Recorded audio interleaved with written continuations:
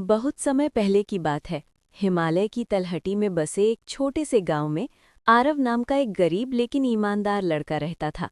उसके पास धन नहीं था, पर दिल बहुत बड़ा था।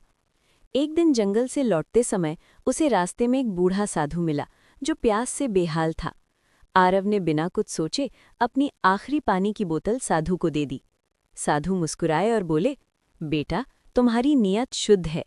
ये लो, ये जादुई अंगूठी है, लेकिन याद रखना, ये तभी काम करेगी जब तुम इसे दूसरों की भलाई के लिए इस्तेमाल करोगे।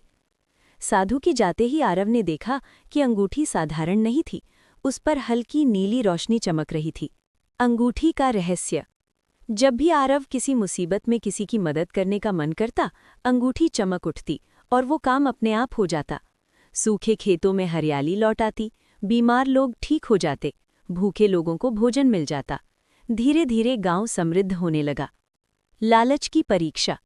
गांव के राजा को जब अंगूठी के बारे में पता चला तो उसने आरव को बुलाकर अंगूठी मांग ली। राजा ने सोचा कि अब वो सबसे शक्तिशाली बन जाएगा, लेकिन जैसे ही उसने अंगूठी पहनकर अपने लिए सोना मांगा, अंगूठी बुझ गई, उसकी रोशनी हमेशा के लिए खत्म हो गई।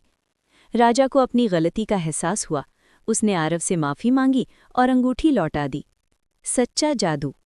अंगूठी वापस पाते ही वो फिर चमकने लगी, लेकिन आरव समझ चुका था कि असली जादू अंगूठी में नहीं, निस्वार्थता और करुणा में है। कुछ समय बाद उसने अंगूठी नदी में प्रवाहित कर दी और खुद लोगों की मदद करता रहा। और गांव वाले कहते हैं, जादुई अंगूठी खो गई, लेकिन उसका जादू आज भी आरव के कामों में जिंदा है। सीख। सच्ची शक्ति अच्छे कर्मों और सही नियत में होती है।